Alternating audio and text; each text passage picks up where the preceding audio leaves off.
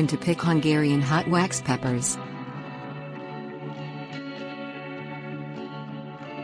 A popular pepper for frying to serve as a side dish, Hungarian wax hot peppers are identical in appearance to their sweet counterparts, Hungarian wax sweet peppers. As with all varieties of hot peppers, you can eat them when they reach mature size while still green or yellow, but can also leave them to mature to red or red-orange before picking. Maturity.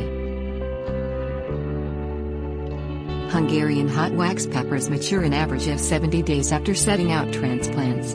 At this time, begin to harvest the ripe peppers, which will also be the first ones to have formed on the bush. Yellow.